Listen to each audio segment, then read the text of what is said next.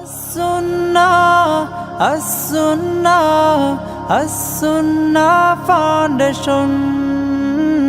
As-Sunnah Foundation. আসসালামু আলাইকুম ওয়া রাহমাতুল্লাহি ওয়া বারাকাতুহু। আলহামদুলিল্লাহ ওয়াসসালাতু ওয়াসসালামু আলা রাসূলিল্লাহ ওয়া বা'দ। সুপ্রিয় দর্শক শ্রোতা ভাই বোন, দেশ কিংবা প্রবাস যে যেখান থেকে দেখছেন, আপনাদের সকলকে সাদর আমন্ত্রণ জানাচ্ছি আস-সুন্নাহ ফাউন্ডেশনের স্টুডিও থেকে। আপনারা দেখছেন আস-সুন্নাহ ফাউন্ডেশন আয়োজিত সাপ্তাহিক সরাসরি প্রশ্নোত্তরমূলক অনুষ্ঠান শরীআহ সমাধানের 258তম পর্ব। অন্যান্য দিনের মতো আজও ইনশাআল্লাহ তাআলা আপনাদের সঙ্গে ঘণ্টা ব্যাপী থাকছি আমি, এবং কোরআন এবং হাদিসের আলোকে আপনাদের জীবন জিজ্ঞাসার উত্তর দেওয়ার চেষ্টা করছি। ওমা তৌফিকি ইল্লা বিল্লাহ। প্রিয় দর্শক, আপনার যে কোনো জীবন জিজ্ঞাসামূলক প্রশ্ন এই পোস্টের মন্তব্যের ঘরে লিখুন। আমরা ইনশাআল্লাহ আপনার প্রশ্নের উত্তর দেওয়ার আপ্রাণ চেষ্টা অব্যাহত রাখব।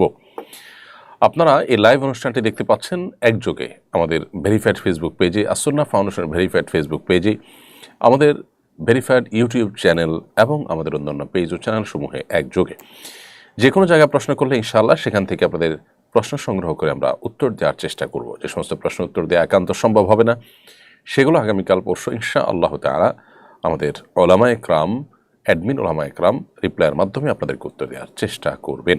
এছাড়াও আস-সুন্নাহ ফাউন্ডেশনের অফিসিয়াল নম্বরে অফিস খোলার দিনগুলোতে অফিস টাইমে আপনি ফোন করে আপনার যে কোনো জীবন জিজ্ঞাসার উত্তর জানার চেষ্টা করতে পারবেন। প্রিয় দর্শক, চলুন তাহলে আর বিলম্ব না করে আমরা প্রশ্নোত্তর আলোকিত ভুবনে প্রবেশ করি। প্রথম যে প্রশ্নটি আমি এই মুহূর্তে দেখতে পাচ্ছি সেটি হলো, ইদানিং নারীদের মধ্যে প্লাস্টিক সার্জারি করে চেহারার নতুন শেপ দেওয়ার প্রবণতা লক্ষ্য করা যাচ্ছে। এটা কি শরীয়ত সম্মত? যদি জন্মগত কোনো ত্রুটি কিংবা কোনো দুর্ঘটনায় সৃষ্ট ত্রুটি এগুলোকে দূর করবার জন্য প্লাস্টিক সার্জারি করতে হয়, তাহলে সেটা তো অবশ্যই জায়েজ। কিন্তু শুধু শোভাবর্ধনের জন্য যদি প্লাস্টিক সার্জারি করা হয়, চেহারাতে নতুন বা ভিন্ন শেপ আনার চেষ্টা করা হয়, তাহলে সেটা অবশ্যই নাজায়েজ এবং গুনাহের কথা। আল্লাহ রাব্বুল আলামিন কোরআনে কারিমে স্পষ্ট করে বলেছেন সূরা নিসার 119 নম্বর আয়াতে, ওয়ালা উদাল্লিন, শয়তান তার প্রতিশ্রুতির মধ্যে সে বলেছে সে কি কি কাজ করবে। তার মধ্যে একটা হলো, শয়তান বলেছে ওয়ালা উদিল্লান্নাহুম ওয়ালা উমান্নিয়ান্নাহুম ওয়ালা আমুরান্নাহুম ফালা ইউবাত্তিকুন্না আযানাল আনআম ওয়ালা আমুরান্নাহুম ফালা ইউগাইয়িরুন্না খালকাল্লাহ। শয়তান শপথ করেছে এবং সে তার অঙ্গীকার ব্যক্ত করেছে যে সে আল্লাহর সৃষ্টিতে পরিবর্তন সাধন করবে। আল্লাহ তাআলা বলেছেন লা তাবদীলা লিখালকিল্লাহ, আল্লাহর সৃষ্টিতে পরিবর্তন করা সুযোগ নেই বা করা যাবে না। আরও বিভিন্ন হাদিসও এই প্রসঙ্গে রয়েছে। সবগুলো দ্বারায় প্রমাণিত হয় যে সৃষ্টিতে ব্যাপক বা দৃশ্যমান পরিবর্তন যেটাকে বলা হয়, সেরকম কোনো পরিবর্তন সাধন করা জায়েজ নয়। যদি এটি কোনো অনন্য উপায় হয়ে কেউ করে, যেমন দুর্ঘটনা ইত্যাদির কারণে, তাহলে ভিন্ন কথা। শুধু শোভাবর্ধনের জন্য এ ধরনের পরিবর্তন করা জায়েজ নয়। এর ফলশ্রুতিতে দুনিয়াতে অনেক ব্যত্যয় বিশৃঙ্খলা তৈরি হবে। আমরা জানি যে পৃথিবীতে এখন আধুনিক জ্ঞান বিজ্ঞানের উন্নতির এই সময়ে মানুষের কাছে অনেক অ্যাক্সেস আছে, যে অ্যাক্সেসগুলোর সবগুলোর ব্যবহার মানব সভ্যতাকেই বিলুপ্তির দিকে নিয়ে যেতে পারে, সমাজকে বিশৃঙ্খল পরিস্থিতির মধ্যে নিয়ে যেতে পারে। এরকম একটা পরিস্থিতিতে আমাদের দায়িত্বশীল অবস্থান গ্রহণ করাটা অনেক বেশি গুরুত্বপূর্ণ। এরপরে প্রশ্ন করেছেন সামিয়া সুলতানা রিনা, আপনি লিখেছেন, অবিবাহিত সন্তানেরা কি বাবার রেখে যাওয়া সম্পদ থেকে বিবাহের খরচ নিতে পারবে? দেখুন, অবিবাহিত সন্তান যারা এখনো বিবাহ করেন নাই, এদিকে বাবা মারা গেছেন, বাবা মারা যাওয়ার পরে বাবার রেখে যাওয়া পরিত্যক্ত সম্পদ থেকে আগে ভাই বোনেরা বাবা বেঁচে থাকতে তার সম্পদে তারা বিয়ে করেছেন বা বাবা তাদের বিয়ে দিয়েছেন নিজের খরচে। এখন সেই অজুহাতে অবিবাহিত সন্তানরা বাবার মৃত্যুর পর পরিত্যক্ত সম্পদ থেকে নিজেরা বিয়ের খরচ নিতে পারবেন না। কারণ মানুষের মৃত্যুর পরপর সে সম্পদের মালিকানা আর মৃত ব্যক্তির থাকে না। সেখানে মৃত ব্যক্তির ঋণ পরিশোধের জন্য যতটুকু সম্পদের প্রয়োজন ততটুকু, এর বাইরে ওসিয়ত করে থাকলে সেটা 1/3 পর্যন্ত কার্যকর হয়ে থাকে ততটুকু, এর বাইরে বাকি সম্পদ পুরাটুকুরই মালিকানা হলে মূলত ওয়ারিসদের। অতএব এখানে এক সন্তান অবিবাহিত, তিনি বিয়ে করে সেখান থেকে যদি টাকা খরচ করেন, তাহলে সেক্ষেত্রে অন্যান্য যারা আছে, যারা এই সুযোগটা নিচ্ছে না বা এই টাকাটা তারা পাচ্ছে না, তারা কিন্তু বঞ্চিত হবে। এখন প্রশ্ন হলো যে আগের যে সমস্ত সন্তানরা বাবার সম্পদে বিয়ে করেছেন, বাবা তাদেরকে বিয়ে করিয়েছেন নিজের টাকায়, তো এখান থেকে তো এই সন্তান বঞ্চিত হলো। এর উত্তর হলো, কেউ জীবদ্দশায় তার সম্পদ থেকে কিছু যদি কাউকে দান করে, গিফট করে, উপহার দেয়, কারোর জন্য ব্যয় করে, খরচ করে, এটা একান্তই তার ব্যাপার এবং সে অধিকার তার আছে।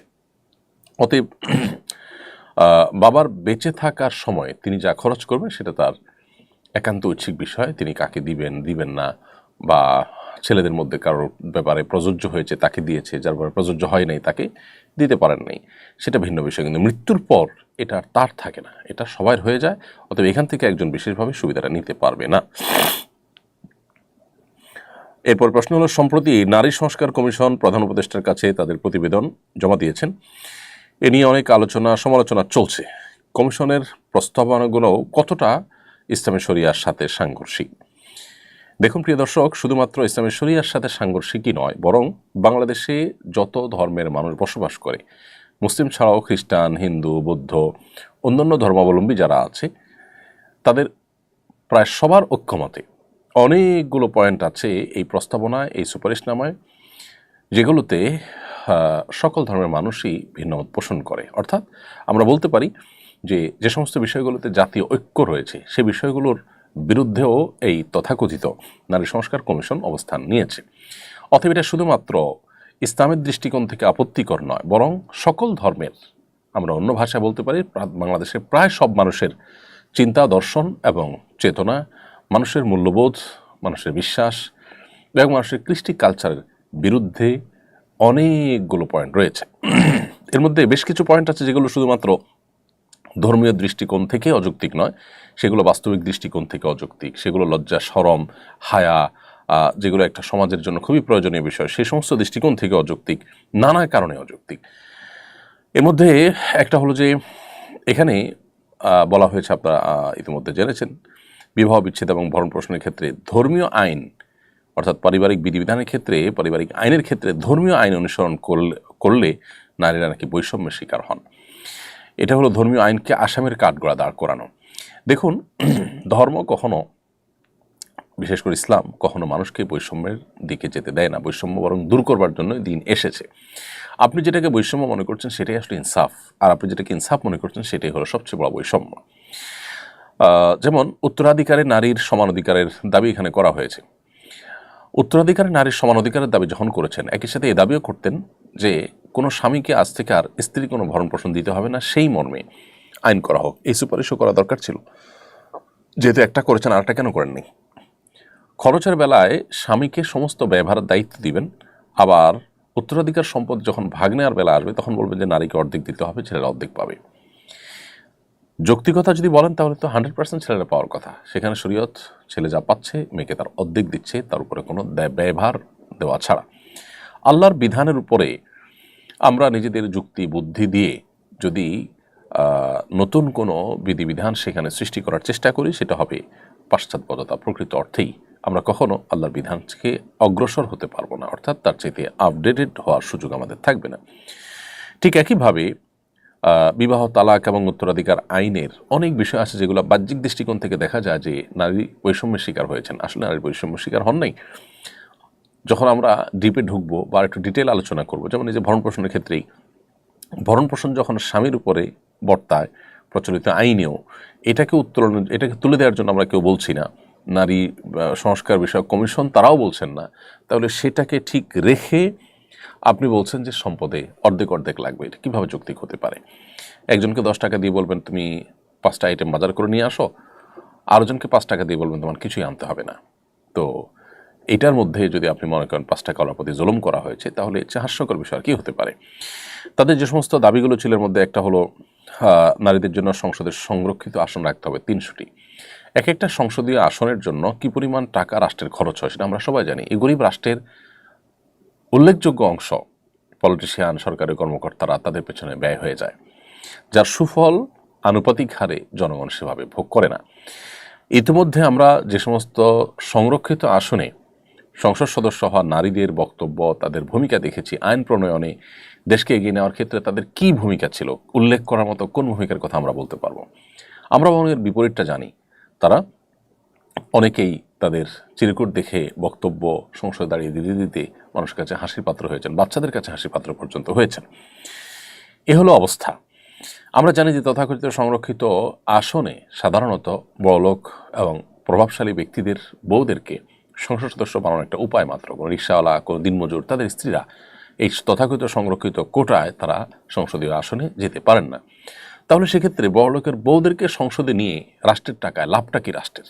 তারা আসলে কি সেখানে ভূমিকা পালন করতে পারে? তাছাড়া যারা ভোটের মাধ্যমে নিজেদের যোগ্যতা দিয়ে যারা ফাইট করে সংসদে আসতে পারবেন না, শুধুমাত্র নারী হওয়ার কারণে তাদেরকে সেখানে আপনি কোটা সিস্টেমের মাধ্যমে সেখানে সংসদীয় আসনে যাওয়ার সুযোগ করে দিবেন, তারা আসলে কি অংশগ্রহণটা করতে পারে আমাদের দেশের এবং সার্বিক কল্যাণে? এই বিষয়গুলো যথেষ্ট বিবেচনা করার সুযোগ আছে। অতএব যে কোটার জন্য এত কিছু হয়ে গেল, সে কোটা আবার ফিরে আনছেন এবং 100-তে 100 এরকম অদ্ভুত কিছু সুপারিশনামা এখানে করা হয়েছে। ঠিক একইভাবে অভিন্ন পারিবারিক আইনের প্রস্তাব দেওয়া হয়েছে। সকল ধর্মের মানুষের বিয়ে এবং বিচ্ছেদ সব নাকি এক সিস্টেমে হবে। এবং এ বিষয়ে আমি দেখেছি যে হিন্দু ধর্মাবলম্বীরাও প্রতিবাদ জানিয়েছে, তারাও এর সাথে দ্বিমত পোষণ করেছে, মুসলমানরা তো বটেই।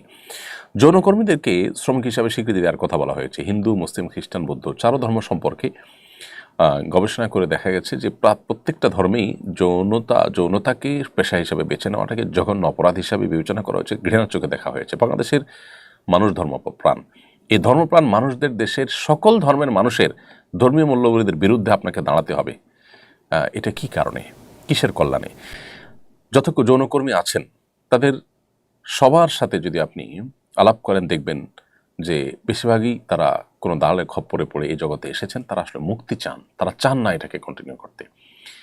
এই যখন অবস্থা, তখন তাদেরকে উদ্ধার করে তাদেরকে পুনর্বাসন করা, তাদের উপযুক্ত কর্মসংস্থানের ব্যবস্থা করা, সেটার চিন্তা না করে বরং তাদেরকে তথাকথিত শ্রমিক হিসাবে আপনি স্বীকৃতি দেওয়ার কথা বলছেন। তাহলে কি আপনি নারীর মুক্তি চাইছেন, নাকি নারীকে এ ধরনের তার পছন্দের বিপরীতে কাজ করতে তিনি বাধ্য হয়েছেন, নিরুপায় হয়েছেন, এটার সুযোগে পর্ন ইন্ডাস্ট্রিগুলোর যে হাজার হাজার কোটি টাকার বিজনেস, সেটাকে আপনি টিকে রাখার জন্য এই প্রস্তাবনা করেছেন?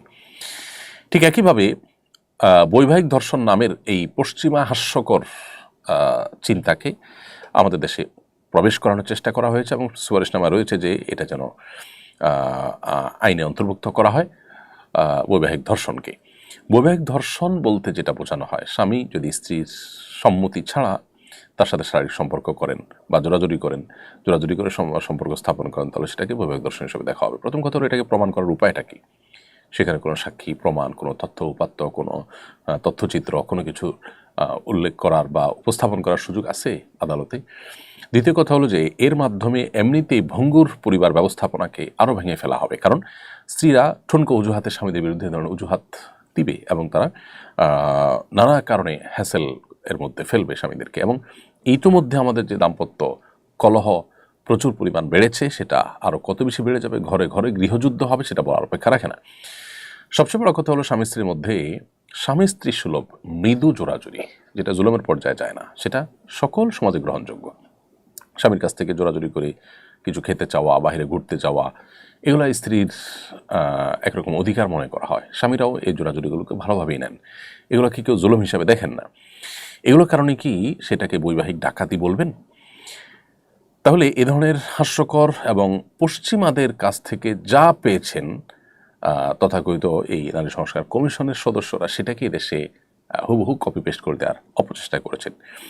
নারীদের সম্পর্কে এই যে প্রস্তাবনা দেওয়া হয়েছে সংস্কারের নামে, এটা পুরোটাই হলো পশ্চিমা চিন্তাধারার জাস্ট একটা কপি পেস্ট ভার্সন, সেটাকে এখানে চাপিয়ে দেওয়ার অপচেষ্টা তারা করেছেন। এবং তাদের বেশভূষা, তাদের হাবভাব, তাদের ছবি, এটা দেখে পরিষ্কার বোঝা যাচ্ছিল বাংলাদেশের গ্রাম বাংলার সকল স্তরের, বিভিন্ন স্তরের যে নারীরা আছেন, তাদের কোনো প্রতিনিধিত্ব এদের মধ্যে ছিল না। এদের চেহারা ছবি দেখে পরিষ্কার বোঝা যাচ্ছিল এর একটা বিশেষ শ্রেণী, যারা ইসলাম মুসলমানদের বিরুদ্ধে সবসময়ই খোঁচাখোঁচিতে লিপ্ত। বরাবরই তারা পরিবার ব্যবস্থাপনাকে ভেঙে ধ্বংস করার জন্য তারা সচেষ্ট ছিল এবং তারা সেই কার্যক্রমটা এখনও চলমান রেখেছে। তো আল্লাহ তাআলা আমাদেরকে হেদায়েত দান করুক। আমরা এই কমিশনের প্রস্তাবনাকে বাতিল করার প্রস্তাব করছি এবং সেই সাথে এই প্রস্তাবনা বাতিল করে নতুন করে যেন কমিশন গঠন করা হয়, সেজন্য আমরা সুপারিশ করছি। এরপর এমডি শাখাওয়াত আপনি লিখেছেন, আমার খালার দেনমোহর পরিশোধ করেন নাই। তিনি খালাকে তার বসত বাড়িটি রেজিস্ট্রি করে দিয়েছেন।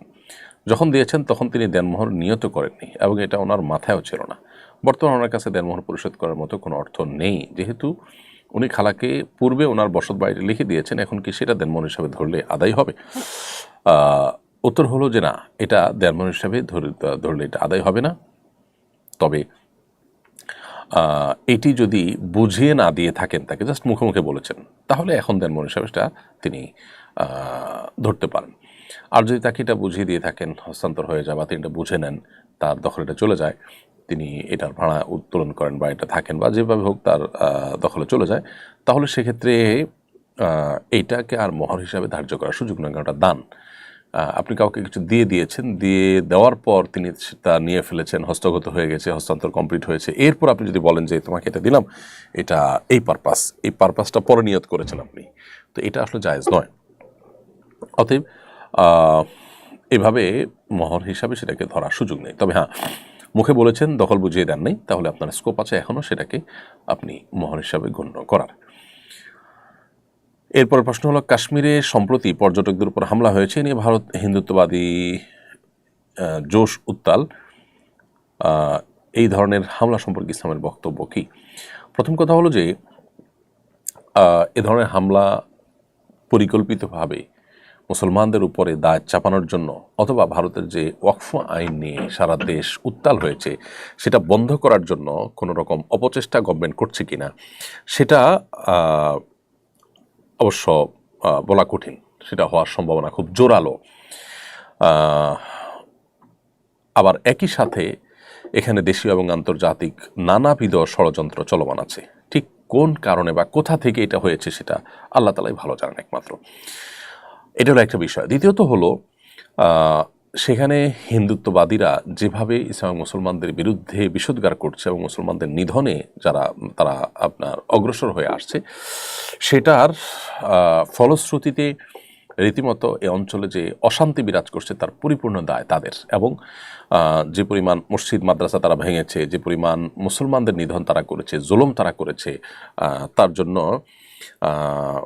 অবশ্যই ভারতের হিন্দুত্ববাদ এটার দায় তারা বহন করে। অতএব এ ধরনের হামলা করে উদরপিণ্ডি বুদর ঘাড়ে চাপানোর যে প্রচেষ্টা তাদের মধ্যে আছে, সেই প্রচেষ্টা বোঝার জন্য নতুন করে পণ্ডিত হওয়ার কোনো প্রয়োজন নেই। রাজাউল ইসলাম রাজু আপনি লিখেছেন, আমাদের গ্রামে কোরবানি যারা দিয়ে থাকি তারা পঞ্চায়েতের কথা অনুযায়ী 3/1 মসজিদ দিতে বাধ্য হই। এ ধরনের এর বিধান কি? কোরবানির গোশত 3/1 এটা আপনি গরিব দুঃখীর জন্য রাখবেন, এই মর্মে কোরআন হাদিস আমাদেরকে নির্দেশনা দিয়েছে, এটা মুস্তাহাব। কিন্তু এই ভাগ দিতে বাধ্য করা বা এই ভাগ সামাজিকভাবে উত্তোলন করা, মানুষকে একরকম নিরুপায় করা যে সে যে দিতে বাধ্য বাউন্ড, এটা অবশ্যই অনুচিত কাজ। কারণ তার 3/1 যেটা গরিবের জন্য বরাদ্দ, সেটা তিনি দিতে প্রথমত শরিয়া দৃষ্টিকোণ থেকে বাধ্য নন। তিনি চাইলে নাও দিতে পারেন, কম বেশিও করতে পারেন। দ্বিতীয়ত হলো, তিনি চাইলে তার মন মতো কোনো গরিব দুঃখীকে দিতে পারেন। অতএব এই বিষয়গুলো নিয়ে এলাকার মানুষজন স্বপ্রণোদিত হয়ে তাকে যদি বাধ্য করেন, তাহলে সেটা তার প্রতি জুলুম হতে পারে এবং অনধিকার চর্চা হতে পারে। পটুয়াখালীতে দাখিল পরীক্ষার কেন্দ্রে হিজাব না খোলা 4 ছাত্রী পরীক্ষার খাতা নির্ধারিত সময়ের আগে নিয়ে যাওয়ার অভিযোগ উঠেছে। 23 এপ্রিল দুপুরে বাউফল উপজেলার সালেহিয়া ফাজিল মাদ্রাসার কেন্দ্রে হাদিস বিষয়ের পরীক্ষা চলাকালে এই ঘটনা ঘটে। এ ধরনের ঘটনা প্রতিরোধ আমাদের করণীয় কি? দেখুন, প্রথমত এ ধরনের ঘটনা খুবই অনাকাঙ্ক্ষিত, খুবই অনভিপ্রেত, খুবই দুঃখজনক। এ ধরনের ঘটনার সাথে যারা জড়িত তাদেরকে দ্রুত তদন্তের মাধ্যমে বিচারের আওতায় আনতে হবে। তা না হলে দীর্ঘদিন যাবৎ যে মুসলমানদেরকে দমিয়ে রাখার অপচেষ্টায় দেশে করা হয়েছিল এবং মুসলমানদের উপরে হিন্দুত্ববাদ চাপিয়ে দেওয়ার চেষ্টা করা হয়েছিল, সেই ভূত যদি সমাজে আবারও নতুন করে মাথাছাড়া দেয়, তাহলে সেক্ষেত্রে আবারও সমাজ বিশৃঙ্খল হবে, মানুষ অশান্ত হয়ে উঠবে। বিধায় এই ঘটনার সুষ্ঠু তদন্ত এবং এর যথাযথ বিচার আমরা দাবি করছি। এবং সাংবিধানিক অধিকার একজন নারীর হেজাব পরিধান করা, মুসলিম নারী হিজাব পরিধান করবে, তাদের সাংবিধানিক অধিকার যদি কেউ ক্ষুণ্ণ করতে চায় তিনি মানুষের সাংবিধানিক অধিকার খর্ব করার অপচেষ্টায় লিপ্ত, তাদেরকে আইনের আওতায় আনা দরকার এবং এই ধরনের দুঃসাহস যেন কেউ দেখাতে না পারে সেজন্য দৃষ্টান্তমূলক শাস্তি আমরা দাবি করছি। নাদিম হাসান লিখেছেন, একজন 25 বছর বয়সী সন্তানকে তার বাবা মা ঝাড়ু দিয়ে মারধর করে শাসন করে, এটা কি ইসলামে আদৌ বৈধ? ভাই নাদিম হাসান, বাবা মা শাসন করতে পারেন, তবে শাসনের জন্য অপমানজনক পন্থা অবলম্বন করা অবশ্যই অনুচিত, বিশেষ করে অন্যদের সামনে। কিন্তু সেই সাথে একটা কথা আমাদের মাথায় রাখতে হবে, বাবা মার বিষয়টাকে আল্লাহ রাব্বুল আলামিন এত গুরুত্ব দিয়েছেন যে আল্লাহ তাআলা রাসূল সাল্লাল্লাহু আলাইহি ওয়াসাল্লামের পরে সবার উপরে যার অবস্থান তিনি হলেন মা এবং বাবা। অনেক ফুকাহা একরাম ঘরের ভিতর একাকী থাকলে তখন সন্তানকে শাসন করার কথা বলেছে, এটা এই জন্য যাতে করে তারা হীনমন্যতার মধ্যে না ভোগে, অন্যদের সামনে অপমান বোধ না করে। অতএব বাবা মার সেদিকটা খেয়াল করা কর্তব্য, কিন্তু কোনো কারণ বাবা যদি ভুল করেও বসেন তাহলে সেক্ষেত্রে অন্য কারোর দিয়ে তাকে সংশোধন করার চেষ্টা করতে হবে এবং অবশ্যই বাবা মা যদি সন্তানের প্রতি জুলুম করেন তাদেরও বিচারের মুখোমুখি হতে হবে, কিন্তু সন্তান হিসাবে ছাড় দেওয়ার মানসিকতা সর্বোচ্চ পর্যায়ের থাকা দরকার, এটা সন্তান হওয়ার কারণে। আপনি সম্প্রতি থাইল্যান্ড সফর করেছেন বলে শুনেছি, সেখানকার দাওয়াতি কাজের অভিজ্ঞতা জানাবেন বলে আশা করছি। দেখুন, থাইল্যান্ড সফরের অভিজ্ঞতা আমার খুবই তিক্ত। সেখানে প্রবাসী বাংলাদেশিরা প্রথমত সংখ্যা অনেক বেশি নন, সম্ভবত 200,000 কাছাকাছি বাংলাদেশি সেখানে অবস্থান করছেন, যদিও প্রচুর পরিমাণ পর্যটক সেখানে যান। বাংলাদেশিদের নিজস্ব তেমন কোনো মসজিদ নাই বললে চলে, আমি যতটুকু শুনেছি।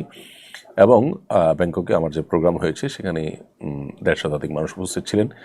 এটা আমার জানা মতে বা সেখানকার প্রবাসীদের ভাষ্য মতে বাংলাদেশিদের প্রথম কোনো দিনই আয়োজন, যা খুবই দুর্ভাগ্যজনক। বাংলাদেশ থেকে মাত্র 2 ঘন্টা বিমানের দূরত্ব, এরকম একটা জায়গায় বাংলাদেশিদের সেখানে আরও বেশি দাওয়াতি কাজ, ইসলাম চর্চা হওয়া উচিত। বিশেষ করে সেখানকার যে সার্বিক পরিবেশ, সে পরিবেশে আমাদের দ্বীনি চর্চা যদি আরও ভালোভাবে, শক্তিশালীভাবে, বলিষ্ঠভাবে না থাকে তাহলে সেক্ষেত্রে আমাদের ঈমান, আমল, আমাদের আখলাক চরিত্র ধরে রাখা খুবই কঠিন। সেজন্য যারা সেখানে আছেন তাদেরকে আমরা উদাত্ত আহ্বান রাখতে চাই, তারা যেন আরও বেশি বেশি সেখানে দাওয়াতি কাজ করেন এবং নিজেদের বিভিন্ন দাওয়াতি কাজের জন্য দ্বীনি চর্চা কেন্দ্র বাড়ান এবং নিজেদের মধ্যে বিভিন্ন রকমের কোরআনের হালাকা, দাওয়াতি কাজ, অ্যাক্টিভিটিস এগুলো যেন তারা বাড়ান, এই জন্য তাদেরকে আমরা অনুরোধ করব। সালাউদ্দিন মোল্লা, আপনি ইউটিউব চ্যানেলে আমাদের লিখেছেন, ইন্ডিয়া থেকে বলছি, আমি একটা গহনার দোকানে কাজ করি, আমি বিভিন্ন রকম মূর্তির ডিজাইন করতে হয়, আমার উপার্জন কি হালাল হচ্ছে? মূর্তির ডিজাইন করতে হয় এরকম চাকরি আপনার জন্য করা জায়েজ হবে না, কারণ মূর্তি তৈরি করা এটা হারাম, আমরা সবাই জানি। অতএব সেটা যদি স্ববর্ধনের জন্য হয়, ভাস্কর্য হিসাবে তৈরি করে রেখে দিল কেউ, সেটাও হারাম। কারণ নবী করিম সাল্লাল্লাহু আলাইহি ওয়াসাল্লাম বলেছেন, লা তাদখুলুল মালাইকাতু বাইতান ফীহি কালবুন আও সূরা, সহিহ বুখারীর হাদিস এটি। সেই ঘরে রহমতের ফেরেশতা প্রবেশ করবে না যেখানে কুকুর অথবা প্রাণীর ছবি থাকে। তাহলে সেক্ষেত্রে এই যে ভাস্কর্য বা আপনি মূর্তি তৈরি করছেন, এটি হারাম কাজ। আপনি নিজের জন্য করছেন না, নিজে রাখছেন না, কিন্তু আরেকজন রাখছে, আপনি সেখানে সহযোগিতা করছেন। যিনি অপরাধ করেন বা গুনাহ করেন আর যিনি সহযোগিতা করেন সমান অপরাধী হয়, সেই জায়গা থেকে আপনার জন্য এটি জায়েজ হবে না। তবে আপনার শ্রমের সবটুকুন টাকার জন্য হয়তো হারাম হয়ে যাবে না, কারণ হলো আপনি এই মূর্তির বাইরে আরও যে সমস্ত জিনিসপত্র তৈরি করেন, হালাল জিনিসপত্র, সেই অংশের উপার্জন আপনার জন্য হালাল হবে।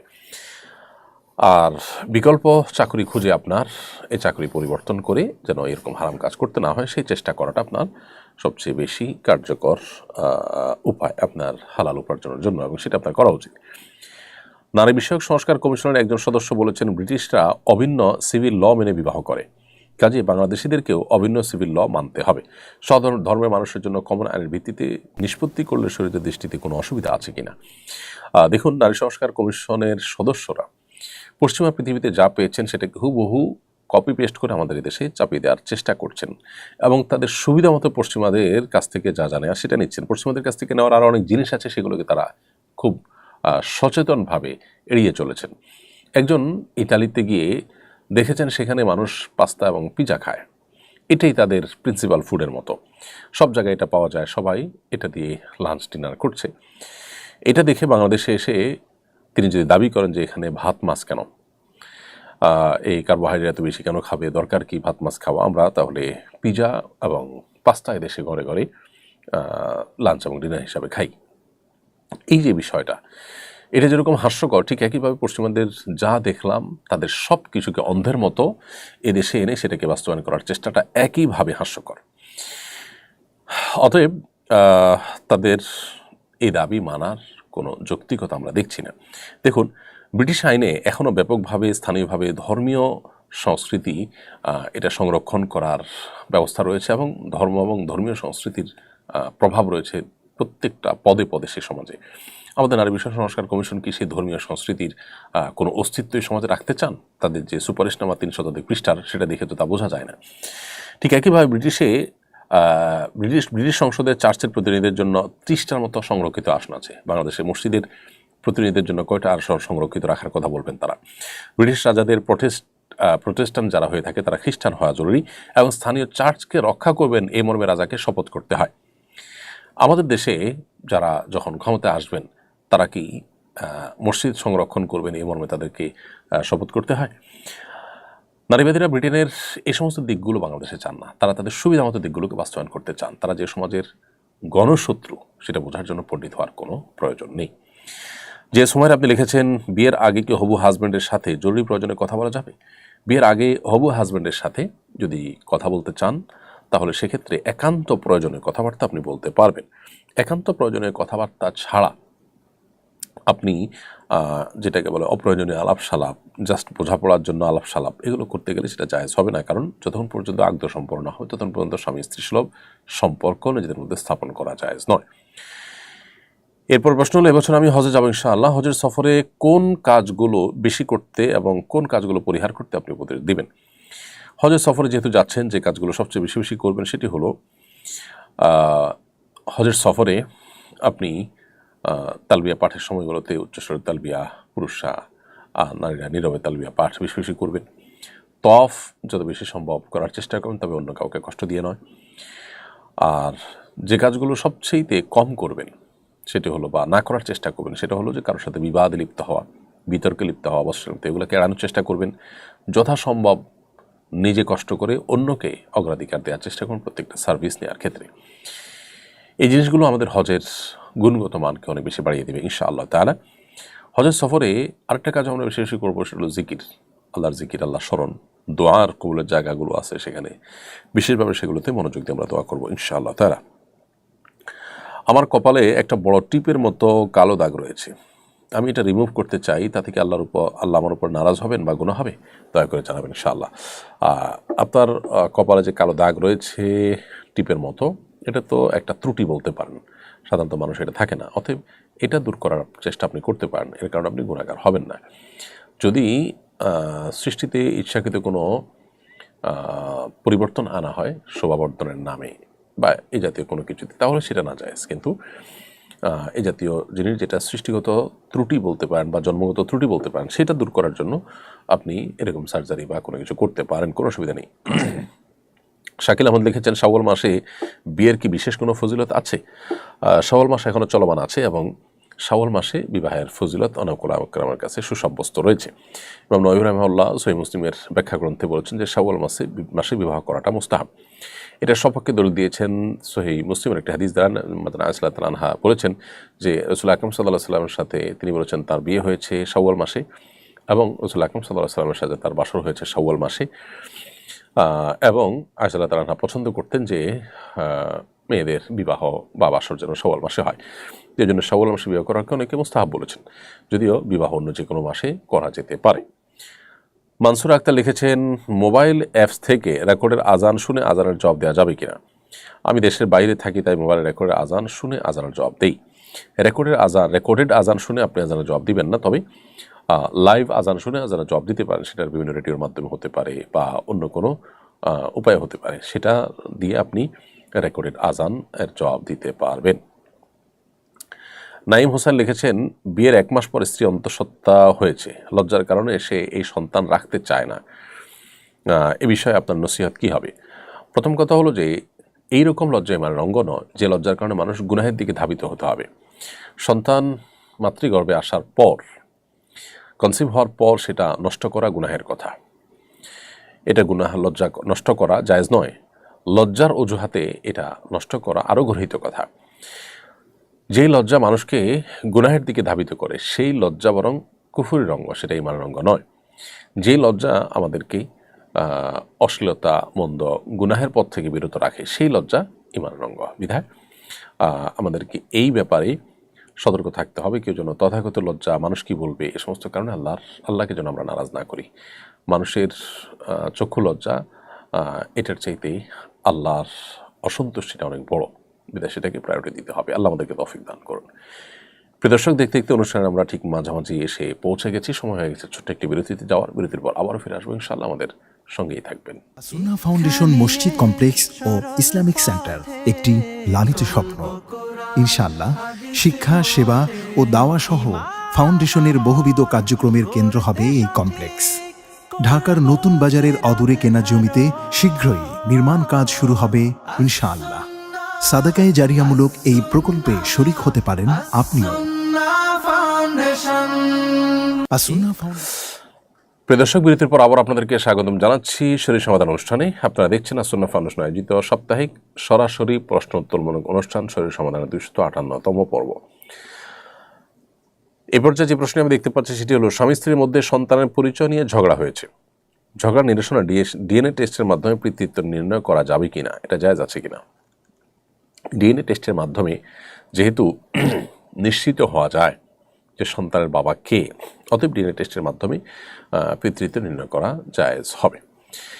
এমডি আরাফ খান লিখেছেন, মূল হজের আগে কি ওমরা করা যাবে?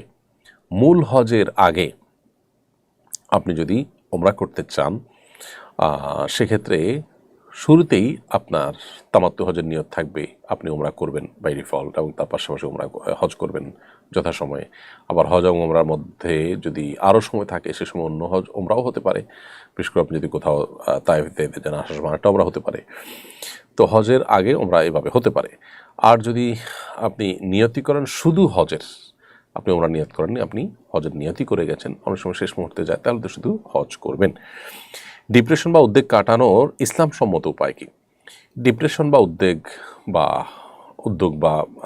বা আপনার পেরেশানি, দুশ্চিন্তা, এগুলো কাটাবার জন্য প্রথমত দুরুদ এবং ইস্তেগফার আমল খুব বেশি কার্যকর। কারণ বিভিন্ন হাদিসে বর্ণিত হয়েছে, নবী সাল্লাল্লাহু আলাইহি ওয়াসাল্লাম বলেছেন, মান লাজিমাল ইস্তেগফার, যে ব্যক্তি ইস্তেগফারকে আঁকড়ে ধরবে, সবসময় নিয়মিত করবে, তার সকল পেরেশানি থেকে বের হওয়ার জন্য আল্লাহ তাআলা উপায় বের করে দিবেন। আর সম্পর্কে, দুরুদ সম্পর্কে নবী সাল্লাল্লাহু আলাইহি ওয়াসাল্লাম বলেছেন যে ব্যক্তি একবার নবী সাল্লাল্লাহু আলাইহি ওয়াসাল্লাম দুরুদ পাঠ প্রেরণ করে, আল্লাহ তাআলা তার প্রতি 10 বার রহমত নাজিল করেন। অন্য হাদিসে আছে যে দুরুদ পেশ এটা সকল পেরেশানি, দুশ্চিন্তা দূরের কারণ। এর বাইরে বিশেষভাবে সর্বাবস্থা আল্লাহ জিকির আমরা করব, কারণ আল্লাহ বলেছেন, আল্লাহ বিজিক্রিল্লাহি তাতমাইনুল কুলুব, আল্লাহর জিকির এটা মানুষের অন্তরকে প্রশান্ত করে দেয়। এই জন্য আল্লাহ স্মরণ, আল্লাহ জিকির আমাদের বেশি বেশি করতে হবে। এবং এর পাশাপাশি আমরা জানি যে আল্লাহ তাআলার ফয়সালাকে মেনে নেওয়া, এটা ইমানের গুরুত্বপূর্ণ একটা অংশ। অতএব যে অবস্থা আছি, ইমানদার হাসি মুখে মেনে নিবে, কারণ দুনিয়ায় তার সব কিছু নয়, আসল কিছু সব আখিরাতে তার জন্য অপেক্ষা করছে। বিধায় দুনিয়ার জীবনের সকল কষ্টকে হাসি মুখে মেনে নেওয়ার মতো মানসিকতা ইমানদারের মধ্যে থাকাটা, এটা রেজাবিল কাজা বা আল্লাহর ফয়সালাকে মেনে নেওয়ার যে ইমানের গুরুত্বপূর্ণ পার্ট আছে, তার অংশ, সেই জায়গাতে এটা আমাদের করতে হবে। এছাড়া ডিপ্রেশন থেকে দূরের জন্য নবী করিম সাল্লাল্লাহু আলাইহি ওয়াসাল্লামের আরেকটা দোয়া আছে, সেটা আমরা পড়তে পারি, আল্লাহুম্মা ইন্নী আউযু বিকাল হাম্মি ওয়াল হাযান। আল্লাহ আপনার কাছ থেকে দুশ্চিন্তা এবং পেরেশানি থেকে আমরা পানা চাই। ওয়াল আজজি ওয়াল কাসাল, অক্ষমতা থেকে এবং অলসতা থেকে আপনার কাছে পানা চাই। এই দোয়া বেশি বেশি করে আমরা পাঠ করতে পারি। আমাদের এলাকায় কিছু মানুষ বলে, কবরে মাটি দিলে 3 মুষ্টি দিতে হবে, এরকম দেওয়া যাবে না। এটা কি ঠিক? 3 মুষ্টি দেওয়া মুস্তাহাব, কিন্তু এর কম বা বেশি করলে যে গুনাহ হবে, বা এর কম বেশি করা যাবে না একেবারে, ব্যাপারটা সেরকম না। এরপরে প্রশ্ন করছেন তানভীর আহমেদ, আপনি লিখেছেন, নামাজ চলাকালে বায়ু নির্গমন আটকে রেখে নামাজ পড়লে কি নামাজ ভঙ্গ হবে? নামাজ যদি চলাকালে বায়ু নির্গমন আটকে রাখতে গেলে আপনার ভয়াবহ অবস্থা তৈরি হয়, আপনি অনেক বেশি অস্বস্তিতে পড়েন, আপনার চেহারা বিবর্ণ হয়ে যায়, মনোযোগ একেবারে নষ্ট হয়ে যাওয়ার মতো উপক্রম, তাহলে আপনি সেটা আপনার ছেড়ে দিবেন এবং উজু করে এসে বাকি নামাজটা আপনি পূর্ণাঙ্গ করবেন। এ বিষয়ে সহিহ ইবনে হিব্বানের একটা হাদিস রয়েছে, নবী সাল্লাল্লাহু আলাইহি ওয়াসাল্লাম বলেছেন, লা ইউসাল্লি আহাদুকুম ওয়া ইউদাফিউল আখবাসান, তোমাদের কেউ তার বায়ু আটকে রেখে সে যেন সালাত আদায় না করে। তো এই জন্য বায়ু নির্গমন আটকে রাখতে গেলে যদি নামাজের মনোযোগ একেবারে নষ্ট হয়ে যায়, তাহলে সেক্ষেত্রে আপনি এটা ছেড়ে দিয়ে উজু করে আবার নামাজ পড়বেন, বা যেখানে নামাজ ছুটেছে উজু করে এসে ওখান থেকে আপনি কন্টিনিউ করতে পারবেন। আর যদি ব্যাপারটা এই লেভেলের না হয়, তাহলে সেক্ষেত্রে হালকা পাতলা প্রেশার থাকলে সেটাকে আটকে রেখে আপনি সালাত আদায় করতে পারবেন। সামাজিক মাধ্যমে কারো সমালোচনা করা গীবতের অন্তর্ভুক্ত কিনা? সামাজিক মাধ্যম এটা আর বাস্তব জগৎ অলমোস্ট সেম। এই জায়গা থেকে কারোর সমালোচনা তার সামনে করলে যেরকম গীবত, তার পেছনে করলে যেরকম সরাসরি করলে যেরকম গীবত হবে, অফলাইনে করলে যেরকম গীবত হবে, ঠিক একইভাবে সোশ্যাল মিডিয়াতে আপনি কারোর গীবত করলেন, ইনবক্সে কাউকে বললেন বা কোথাও লিখলেন, এটাও গীবত হবে। তবে হ্যাঁ, কিছু কিছু গীবত আছে যেগুলো শরীয়তে বৈধ, সেগুলো সামনাসামনি অফলাইনে করা যেরকম জায়েজ, অনলাইনে করাও একইভাবে জায়েজ। অতএব সামাজিক যোগাযোগের মাধ্যমে যেটাই করবেন সেটা আপনার অফলাইনে করার মতোই কিন্তু জবাবদিহিতার আওতায় আসবে। মিজানুর রহমান লিখেছেন, ঈদগাহ এর সংস্কার ও সুরক্ষার স্বার্থে মূল ঈদগাহের জায়গা ঠিক রেখে মেম্বার সহ পশ্চিম দিক থেকে 3 হাত ছেড়ে দিয়ে পূর্ব দিক থেকে 3 হাত যুক্ত করা যাবে কিনা? ঈদগাহ সংস্কার করতে গিয়ে ঈদগাহের যে মূল জায়গা, এই মূল জায়গা যদি ঠিক থাকে সেক্ষেত্রে ইমাম যেখানে দাঁড়াবে মেহরাবের জায়গা, সেটা আপনি আগপাস করতেই পারেন, এটাতে কোনো অসুবিধা নেই। এমটি তামান্না আপনি লিখেছেন, আমার হাজব্যান্ডের কখনো বাচ্চা হবে না, ডাক্তার বলেছেন। আমার আম্মু আব্বু আমাকে অন্য জায়গায় বিয়ে দিতে চাইছেন, কি করা উচিত আমার? বোন তামান্না, এটা একান্ত আপনার এবং আপনার পরিবারের বিষয়। কোনো স্বামী তার সন্তান হবে না এটা নিশ্চিত হওয়ার পর আপনারা যদি ডিভোর্স চাইতে সিদ্ধান্ত নেন তাহলে সেক্ষেত্রে সেটা আপনারা করতে পারেন। তবে যদি ছাড় দেন এবং সবর করেন তো সেটা হবে সর্বোত্তম উপায়। কারণ আল্লাহ সুবহানাহু ওয়া তাআলা বলেছেন, লাইন সাবারতুম লাহু খায়রুল লিস-সাবিরিন, যদি সবর করো তোমরা তাহলে সেটা হবে ধৈর্যশীলদের জন্য সবচেয়ে উত্তম এবং বেস্ট। আলমিনা আক্তার তামান্না আপনি লিখেছেন, আপনার সকাল সন্ধ্যার বই পিরিয়ডের সময় হাত দিয়ে ধরতে পারবো কিনা? হ্যাঁ, ধরতে পারবেন, কারণ এটা কোরআনের কোনো কোরআন নয় বা কোরআনের অংশ নয়। সেখানে কোরআনের 2-1টা আয়াত আছে আর পুরো অংশ জুড়ে রয়েছে বিভিন্ন দোয়া, যার কারণে পিরিয়ডের সময় এটা পড়াও যাবে, হাত দিয়ে ধরাও যাবে। তাজুল ইসলাম লিখেছেন, ছেলেদের মেহেদি দেওয়া কি জায়েজ? ছেলেদের মেহেদি দেওয়া এটা শরিয়া কর্তৃক নির্দেশিত নয়, বা শরিয়ার যে আপনার কি বলে এটাকে, শরিয়ার যে এক্ষেত্রে চাওয়া রয়েছে, প্রত্যাশা রয়েছে, তার সাথে সঙ্গতিপূর্ণ নয়। তবে ছেলেরা চুলে দাড়িতে মেহেদি দিতে পারেন, কারণ নবী করিম সাল্লাল্লাহু আলাইহি ওয়াসাল্লাম থেকে এটি সাব্যস্ত হয়েছে। এছাড়া হাতে বা অন্যান্য জায়গাতে ছেলেরা মেহেদি দিবেন না। নবী সাল্লাল্লাহু আলাইহি ওয়াসাল্লাম কোনো একজন নারী পর্দার আড়াল থেকে কিছু একটা দিয়েছেন, তার হাতে মেহেদি না দেখে তিনি বলেছেন এটা কি পুরুষের হাত কিনা, নারীদের থেকে আসলো। হাদিস থেকে বোঝা যায় যে নারীরা মেহেদি দিয়ে হাত রাঙানো সুন্নাত, কিন্তু পুরুষদের জন্য এটা সুন্নাত নয়। এরপরের প্রশ্ন হলো, আপনার সকাল সন্ধ্যার দোয়ার বইটি ইংরেজি অনুবাদ হয়েছে সম্প্রতি জানতে পেরেছি, বইটি কীভাবে আমরা পেতে পারি? আমাদের সকাল সন্ধ্যার দোয়ার বইটি ইংলিশে অনুবাদ করা হয়েছে আমাদের ইংলিশ মিডিয়াম স্কুল স্টুডেন্টদের জন্য এবং বিদেশে থাকা আমাদের বাংলাদেশি বংশোদ্ভূত মানুষগুলোর জন্য। অনেকে ইংরেজিতে বইগুলো পড়তে অনেক বেশি স্বাচ্ছন্দ্য বোধ করেন, তাদের জন্য এই বইটা ঠিক যেভাবে আমাদের বাংলা বইটা সংগ্রহ করতেন আপনারা, ঠিক একইভাবে রকমারি ইত্যাদিতে বিভিন্ন অনলাইন শপগুলোতে আপনারা অর্ডার করতে পারবেন। এছাড়া আসন্না ফাউন্ডেশনে যোগাযোগ করে বা নাফিউন যে আমাদের বইয়ের ডিস্ট্রিবিউটর আছে তাদের সাথে যোগাযোগ করে আপনারা এই ডিস্ট্রিবিউশনের জন্য, বিতরণের জন্য নিতে পারবেন।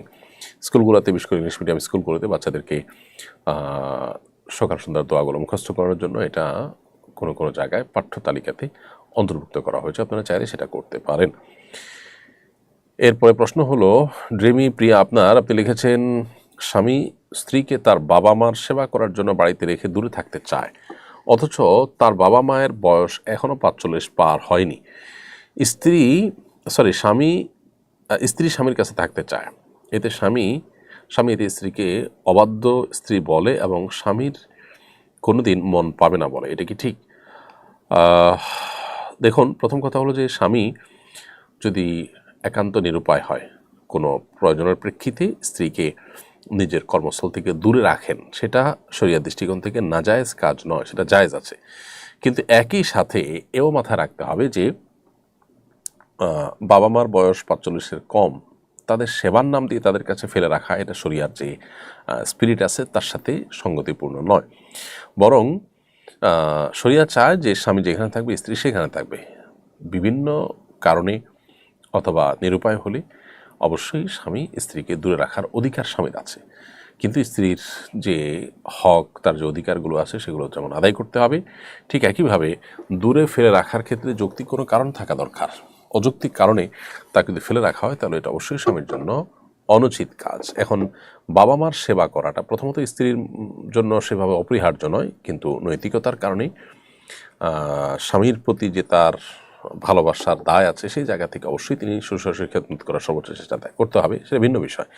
কিন্তু ৪৫ পার হয় নাই এরকম বয়সের শ্বশুর শাশুড়িরাও আজকাল অনেক সময় দেখা যায় যে বৌমাদের কাছ থেকে খেদমতের জন্য বসে থাকেন এবং ছেলেরাও সেটা প্রত্যাশা করেন। এটা একেবারে অনুচিত কাজ। এই কালচারটা আমাদের দূর হওয়া দরকার। তারা অপারগ হয়ে গেলে, তারা বয়সে সিনিয়র, সেই জায়গা থেকে অবশ্যই তাদের খেদমত করার চেষ্টা করতে হবে, সেটা স্ত্রীর করা উচিত। বাট এরকম অনেকটা জোয়ান অথবা শক্ত সবল শ্বশুর শাশুড়িকে শুধু খেদমতের জন্য স্ত্রীকে দূরে ফেলে রাখা, এটা শরীয়তের তাকাদা বা শরীয়তের চাহিদা নয়। আরিফ হোসেন আপনি লিখেছেন, বর্তমানে এআই ব্যবহার করে অনেকে প্রাণীর ছবি তৈরি করছে, এটা কি জায়েজ? প্রথম কথা হলো যে এআই এর মাধ্যমে যে প্রাণীর ছবি তৈরি করা হচ্ছে এটা সম্পূর্ণ নতুন অবয়ব, একেবারে নতুন মানুষ তৈরি করা হচ্ছে। এআই যেহেতু একটা নতুন মানুষ তৈরি করছে, সেজন্য এটা আসলে জায়েজ হওয়ার কোনো কারণ থাকতে পারে না। কারণ আপনার এটা হলো একটা নতুন প্রাণীর ছবি আঁকা, জাস্ট একটা মানে আলাদা একটা নতুন ছবি তৈরি করা, ব্যাপারটা সেরকম। ফটোগ্রাফিক্যাল যে ছবি আছে একটা মানুষের হুবহু জাস্ট একটা ফটোকপি বা আয়নাতে যেরকম কয়েকটা আয়না রাখলে একটা মানুষকে কয়েকটা আয়না দেখা যায়, ছবিটা অনেকটা সেরকম। এই ফটোগ্রাফিক্যাল বা ডিজিটাল যে ছবি সেটা প্রিন্ট না হলে সেটাকে জায়েজ বলেছেন অনেক একরাম, প্রিন্টেড হলে সেটাকে অনেকে না জায়েজ বলেছেন, তবে জরুরতের ভিত্তিতে সেটাকেও জায়েজ বলেছেন। কিন্তু এআইয়ের মাধ্যমে যে ছবিটা জেনারেট হয় বা ক্রিয়েট করা হয় সেটা কিন্তু সম্পূর্ণ নতুন, এরকম কোনো মানুষ পৃথিবীতে নেই।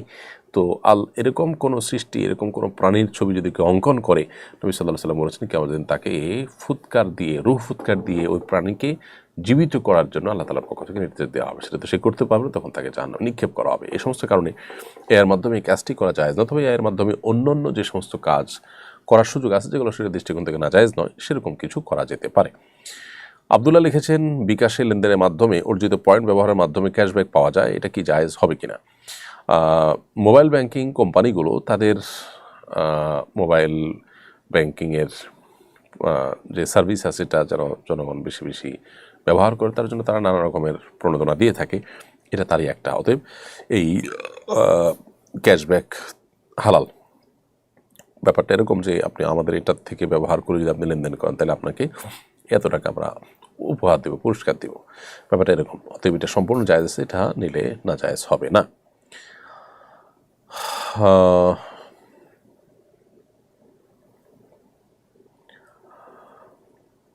সাদমান আলী আপনি লিখেছেন, নামাজ এবং নামাজের বাইরে মাঝে মাঝে মনে হয় পায়ুপথ দিয়ে কিছু বের হচ্ছে, কিন্তু কোনো চাপ সৃষ্টি হয় না, এতে কি পুনরায় উজু করতে হবে? ভাই সাদমান আলী, নামাজ এবং নামাজের বাইরে আপনার বায়ু নির্গত হয়েছে এরকম জাস্ট কল্পনা হচ্ছে, কিন্তু আপনি বায়ু নির্গত যেটা নিশ্চিত নন, এরকম যদি হয় তাহলে অজু ভঙ্গ হবে না। কারণ হলো নবী সাল্লাল্লাহু আলাইহি সাল্লাম স্পষ্টভাবে আমাদেরকে জাতীয় ওয়াসওয়াসা বা মনের কুমন্ত্রণা এটাকে এড়িয়ে যাওয়ার জন্য নির্দেশনা দিয়েছেন। আর ইসলামী ফিকহের একটা প্রসিদ্ধ প্রিন্সিপাল বা মূলনীতি আছে, সেটা হলো যে আল ইয়াকিন লা ইয়াজুলু বিশাক, নিশ্চিত বিষয় এটা সন্দেহের কারণে দূর হবে না। আমরা যখন অজু করেছি, পবিত্র আছে এটা নিশ্চিত, তাহলে শুধুমাত্র ওয়াসওয়াসার ভিত্তিতে, শুধুমাত্র সংশয়ের ভিত্তিতে অজু চলে গেছে এটা সাব্যস্ত হবে না। অজু করেছে এটা নিশ্চিত, অতএব এটা দূর হতে হলে অজু গিয়েছে সেটাও নিশ্চিত হইতে হবে। জাস্ট মনে হচ্ছে কিন্তু তার কোনো প্রমাণ নেই, প্রুফ নেই, অথবা সেটা নিশ্চিত নই, দৃঢ়ভাবে বিশ্বাস হয় না যে বায়ু নির্গত হয়েছে, তাহলে এরকম অবস্থায় অজু ভঙ্গ হবে না। এরপরে হানিয়াম মারিয়া আপনি লিখেছেন, আমার হাজব্যান্ড বাচ্চা নিতে চায় না, একটা হওয়ার পর আবার কনসিভ করলে ওষুধ খেয়ে ভ্রূণ নষ্ট করে ফেলে, সে জানিয়ে দিয়েছে আর নিবে না, এতে আমার শাশুড়ি উস্কানি দেন, বাচ্চা না নিয়ে সংসারে খরচ কমিয়ে তার ভাই বোন ও বাবা মাকে দেখতে বলেন, বাচ্চা নিলে তালাক দিবে বলে হুমকি দিয়েছে, এমত অবস্থা আমি কী করব? বোন, আপনার স্বামী যদি আপনাকে বাচ্চা নিতে না দেন এবং তিনি তালাক দেওয়ার মতো হুমকি দেন, তাহলে সেক্ষেত্রে আপনি তার আনুগত্য করলে আপনার গুনাহ হবে না। তবে আপনার স্বামী যেটা করছেন সেটা অবশ্যই নাজায়েজ গুনাহ এবং হারাম কাজ করছেন। বিশেষ করে কনসেপ্ট করার পর আপনার ওষুধ খেয়ে ভ্রূণ নষ্ট করে ফেলে, এটা রীতিমতো শিশু হত্যা বা ভ্রূণ হত্যা। বিদেশিটা গুনাহের কথা, সেই গুনাহের জন্য অবশ্যই আল্লাহ তাআলার কাছে দায়ী হতে হবে। আল্লাহ তাআলা মাফ করুন। এর জন্য ইস্তেগফার করতে হবে, তওবা করতে হবে, না হলে এ ধরনের গুনাহ মানুষের জাহান্নামে যাওয়ার জন্য আল্লাহ মাফ করুন যথেষ্ট হতে পারে। এরপরে মোসলেহউদ্দিন সোহাইল আপনি লিখেছেন 30 থেকে 40 বছর আগে দুধমাতা বা মাতৃত্বকালীন সময়ে এবং অসুস্থতার কারণে রমজান মাসের রোজা পালন করতে পারেননি। এখন কি সে রোজাগুলো করতে হবে? অবশ্যই করতে হবে। জীবনে যে সমস্ত রোজা রাখা হয়নি কোনো অসুস্থতার কারণে, অপারগতার কারণে, সেগুলো এখন আল্লাহ তাআলা যখন সুস্থ স্বাভাবিক করেছেন তখন অবশ্যই আপনাকে রাখতে হবে। এরপরে মাজহুল শাখস এই আইডি থেকে আপনি লিখেছেন, আমি অনার্স 3য় বর্ষে পড়ি, সাথে 10-12 হাজার টাকার চাকরিও করছি, নিজস্ব বাড়ি আছে, বাবা নেই। আমার উপরে কি বিয়ে ফরজ হয়েছে? আপনার উপরে বিয়ে তখনই আবশ্যক হবে যখন আপনি বিয়ে না করলে গুনাহে লিপ্ত হওয়ার সমূহ আশঙ্কা আছে। বিবাহ করার মতো সামর্থ্য আপনার আছে, 10-12 হাজার টাকা দিয়ে একেবারে ডাল ভাত জোগাড় করে কোনো রকম একটা বিয়ে আপনি করতে পারেন, কিন্তু আপনার বিয়ে না করলে চরিত্র নষ্ট হওয়ার আশঙ্কা জোরালো, তাহলে সেক্ষেত্রে আপনার জন্য বিয়ে আবশ্যক। কিন্তু সেরকম যদি না হয় তাহলে এরকম স্বাভাবিক অবস্থাতে বিয়ে আপনার জন্য সুন্নত, আপনি না করলে গুনাহ হবে না, তবে করতে পারলে ভালো। সাইফুল ইসলাম লিখেছেন, যৌতুক গ্রহণের শাস্তি কি হতে পারে? দ্বিতীয় আরেকটা প্রশ্ন করেছেন, যদি আমি পরিবারের চাপে যৌতুক নিয়ে ফেলি তাহলে কি পরে শ্বশুরকে সে টাকা ফেরত দিতে পারবো? যৌতুক গ্রহণ করা হারাম, অন্যায়ভাবে কারোর সম্পদ ভক্ষণ করা। নবী করিম সাল্লাল্লাহু আলাইহি ওয়াসাল্লাম বলেছেন, ফাইমা তাখুযু মাল আখিক, তুমি কারোর কাছ থেকে কোনো টাকা পয়সা সম্পদ এটা নিলে কিসের বিনিময়ে নিলে, কিসের ভিত্তিতে নিলে, এটার জবাব তোমার পরিষ্কার হতে হবে।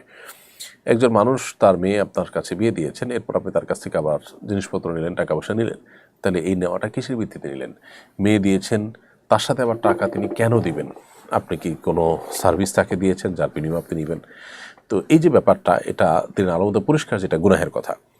সুনির্দিষ্ট কোনো শাস্তির কথা না বলা থাকলেও বান্দার হক নষ্ট করার যে শাস্তি সেটা এখানে প্রযোজ্য হবে। আর যখন আল্লাহ তাআলা তৌফিক দিবেন বা যখন আপনার সম্বিত ফিরে আসবে এই গুনাহের কাজ করার পর, অবশ্যই শ্বশুরকে আপনি ফেরত দিয়ে দিবেন সেই জিনিসটি যেটি তাদের কাছ থেকে গ্রহণ করেছেন। এরপরে রাবেয়া খাতুন রূপা আপনি লিখেছেন, নারী বিষয়ক কমিশনে যারা রয়েছেন তারা তো সম্পূর্ণ কোরআনের বিরুদ্ধে আইন করতে চাচ্ছে, তারা কি মুসলিম রয়েছেন? বোন রাবেয়া খাতুন, যদি কেউ কোরআনের বিধানের বিরুদ্ধে আইন করতে বলেন বা তিনি যদি বিশ্বাস করেন যে কোরআনের বিধান মানা আবশ্যক নয়, তাহলে তিনি মুসলমান নন। পরিষ্কার কথা, তিনি মুসলমান নন। এবং যারা এই কমিশনের সদস্যরা আছেন তাদের অনেকের ব্যাপারে তাদের ইতিপূর্বের কর্মকাণ্ড, অ্যাক্টিভিটিস, তাদের মন মানসিকতা, তাদের বিভিন্ন সুপারিশনামা থেকে দেখে তিনি আলোমতো পরিষ্কার যে তারা নিজেদেরকে আসলে মুসলমান পরিচয় দেনও না বা দিতে চানও না। এটা তিনি আলোমতো পরিষ্কার। খুবই দুর্ভাগ্যজনক একটা বিষয় যে ধার্মিকদের দেশে যারা নিজেরা ধর্ম পরিচয় পর্যন্ত দেন না, সেই মানুষগুলো কর্তৃত্ব করছেন বা সেই মানুষগুলো সেখানে আপনার নানাভাবে তাদের আইন প্রণয়ন করা, তাদের নীতি নির্ধারণ করা, এগুলোর কাজগুলো তারা করছেন। এটা আমাদের জন্য দুর্ভাগ্যজনক বিষয়। সুজানা ইসলাম লিখেছেন, জেনার গুনাহ থেকে কি মাপ পাওয়া সম্ভব? তওবা কিভাবে করা উচিত? সকল গুনাহ আল্লাহ তাআলা মাফ করবেন, জেনার গুনাহ থেকেও আমরা অবশ্যই আল্লাহ তাআলার কাছ থেকে ক্ষমা চাইতে পারি। এবং এটার জন্য তওবা করার উপায় হলো যেটি হয়েছে সেজন্য আল্লাহর কাছে লজ্জিত হওয়া, অনুতপ্ত হওয়া, এবং ভবিষ্যতে আর কখনো সেই গুনাহ যেন না হয় সেজন্য সংকল্প করা সুদৃঢ়ভাবে। হাসান স্বামী লিখেছেন, রিলেশন করলে কি ইবাদত কবুল হবে? রিলেশন করা মানে হারাম সম্পর্কে জড়ানো, হারাম সম্পর্কে জড়ানোর ফলে গুনাহ হবে, আল্লাহর সাথে সম্পর্ক নষ্ট হবে, কিন্তু এর ফলে ইবাদত যে কবুল হবে না ব্যাপারটা সেরকম নয়। তবে এটা ঠিক, গুনাহের ফলে আল্লাহর সাথে বান্দার দূরত্ব তৈরি হয়, ইবাদত কবুলের সম্ভাবনা কমে আসে। সঞ্জিদা আক্তার লিখেছেন, মোবাইল ফোনে বিয়ের পর হাজব্যান্ড দেশে আসলে কি আবার বিয়ে পড়াতে হবে? মোবাইল ফোনে বিয়ের যে শরঈ পদ্ধতি আছে সেই পদ্ধতিতে বিয়ে হলে নতুন করে আর বিয়ের দরকার নেই, কিন্তু মোবাইলে শুধুমাত্র প্রস্তাব সম্মতি দিল, কবুল বললো, এরকমভাবে বিয়ে বিশুদ্ধ হয় না। বিয়ে বিশুদ্ধ হওয়ার জন্য কাউকে অভিভাবক বানিয়ে তার মাধ্যমে প্রস্তাব বা সম্মতি জানাতে হয়। যথাযথ নিয়ম আমরা জেনে নেওয়ার চেষ্টা করবো ইনশাআল্লাহ। সেভাবে যদি হয়ে থাকে তাহলে দেশে আসার পর আর বিয়ে পড়ানোর প্রয়োজন নেই। লিও জেমস এআইডি থেকে আপনি লিখেছেন, আমি রাগ হয়ে আম্মুর সাথে কথা বলি না, এজন্য কি কোনো পাপ হবে? 2 দিন বা 3 দিন পর্যন্ত রাগ করে থাকতে পারেন, অভিমান করে থাকতে পারেন, কিন্তু এর বেশি যদি হয় তাহলে সেক্ষেত্রে অবশ্যই গুনাহ হবে। আর বিষয়টি মায়ের সঙ্গে হওয়ার কারণে তা আরও বেশি জঘন্য হবে। অতএব নিজের ব্যক্তিগত ইগো বা জেদ এগুলোকে পদদলিত করে আল্লাহর নির্দেশকে আমাদের সামনে রেখে অগ্রসর হতে হবে। আল্লাহ আমাদের সেই তৌফিক দান করুন। এরপর প্রশ্ন হলো, আমার পরিচিত একজন সমকামে আসক্ত, সে পুরুষ হওয়া সত্ত্বেও নিজেকে প্রকাশ্যে মহিলা বলে দাবি করে এবং এটাই সে বিশ্বাস করে। আল্লাহ সৃষ্টিকে অস্বীকার করার মাধ্যমে সে কি কাফের হয়ে গেছে? সন্দিগ্ধভাবে এটা গর্হিত বিষয়। ব্যক্তি বিশেষ কাফের হয়েছে কি হয় নাই তার এক্সাক্ট অবস্থাটা কি সেটা আসলে আরেকটু দেখে শুনে তার সম্পর্কে হয়তো মন্তব্য করতে হবে। তবে সন্দেহাতীতভাবে এটি হারাম এবং গর্হিত কথা এবং তিনি ভয়াবহ গুনাহে লিপ্ত, এবং এটা আল্লাহর বিধান নিষিদ্ধ থাকার জানার পরও তিনি যদি মনে করেন যে এটা মানা দরকার না, তাহলে তো তার ঈমান থাকার কোনো প্রশ্ন ওঠে না। এরকম ব্যক্তিকে কাউন্সেলিং করানো দরকার এবং তার মানসিক চিকিৎসা প্রয়োজন। এ ধরনের মানুষকে কাউন্সেলিং করলে, মানসিক চিকিৎসা করলে এবং বিভিন্ন চিকিৎসা করলে তাদের সুস্থ হওয়া পথ সুগম হতে পারে। মিরাজ আহমেদ আপনি লিখেছেন, নতুন বিয়ে করার পর দেরি করে সন্তান নেওয়ার কোনো সুযোগ আছে কিনা? নতুন বিয়ে করার পর যদি যৌক্তিক কোনো কারণে সন্তান দেরি করে নেন, সাময়িক সময়ের জন্য জন্মবিরতি করেন, সেটা জায়েজ আছে। কিন্তু সন্তান কি খাওয়াবো, সন্তান কি খাবে, তাকে কি খাওয়াবো, এখন উপার্জন নাই, এ সমস্ত চিন্তা থেকে করলে সেটা অবশ্যই না জায়েজ কাজ। ক্রেজি ভাই এআইডি থেকে আপনি লিখেছেন, সমাজে মানুষদের বলতে শোনা যায় 6 বা 8 বছর বয়সে নাকি সুন্নতে খাতনা করা যাবে না। খাতনার জন্য কি কোনো বয়স নির্দিষ্ট করা আছে? না, এরকম কোনো ইয়ে নেই, আপনার কথা নেই শরীয়তে যে নির্দিষ্ট বয়স আছে। জন্মের পর সুন্নতে খাতনা করে দেওয়ার প্রচলন আছে সৌদি আরব সহ বিভিন্ন মিডল ইস্টের দেশগুলোতে। বাচ্চারা তখন টেরও পায় না, খুব সহজে সুন্নত খাতনা হয়ে যায়, সেটাও ঠিক আছে। আবার 6-7 বছর 8 বছর হলে তখনও করা যেতে পারে। কোনো বয়স ফিক্স করে দেওয়ার নেই এবং এরপরে আর করা যাবে না এরকম না। এমনকি কেউ প্রাপ্তবয়স্ক হয়ে গেছে, তারপর তিনি ইসলাম গ্রহণ করেছেন, তার যদি খাতনা না হয়ে থাকে ওই বয়সে খাতনা করার বিধানও কিন্তু রয়েছে। এমনি ইমরান হোসেন আপনি লিখেছেন, কোরবানির ঈদের দিন কোরবানি না দিয়ে আকিকা দিলে আকিকা হবে কিনা? কোরবানির ঈদের দিন কোরবানি না দিয়ে আকিকা দেওয়া অবশ্যই না জায়েজ এবং গর্হিত কাজ। কারণ কোরবানির ঈদের দিন কোরবানি দেওয়াটাই হলো সবচেয়ে গুরুত্বপূর্ণ বিধান আল্লাহ তাআলার, এবং কোরবানির বিধানটাই হলো আবশ্যক। আকিকা তো সন্তান জন্মের 7ম দিনে করবেন, তার ওই দিন না হলে আগে পরে করলে হয়ে যাবে, কিন্তু কোরবানি তার আগে পরে করলে হবে না, এই জন্য কোরবানিকেই অগ্রাধিকার দিতে হবে। এস এম মাসুম বিল্লাহ লিখেছেন, পল্লী চিকিৎসক যারা হসপিটালে রোগী পাঠিয়ে কমিশন নিয়ে থাকে, এটা কি হালাল? এটা সম্পূর্ণ হারাম এবং নাজায়েজ কাজ। আপনি শুধুমাত্র কোথাও লোক পাঠালেন, কোথাও একটু বলে দিলেন, সুপারিশ করলেন, এটার বিনিময় গ্রহণ করলেন, এটা জায়েজ নয়। আপনি তো সেখানে পরিশ্রম করেন, তাকে নিয়ে যান, তার সেবা দেন, তাকে আপনি বিভিন্নভাবে হেল্প করেন, এরপরে সার্ভিস ফি নেন, সেটা ভিন্ন কথা হতে পারে। আর সাধারণত এই সমস্ত ক্ষেত্রে রোগী নিজেও জানে না যে তাকে আপনি বিক্রি করে দিয়েছেন বা তাকে কোথাও পাঠিয়ে আপনি কমিশন খেয়েছেন, এটা তার সাথে এক ধরনের প্রতারণাও।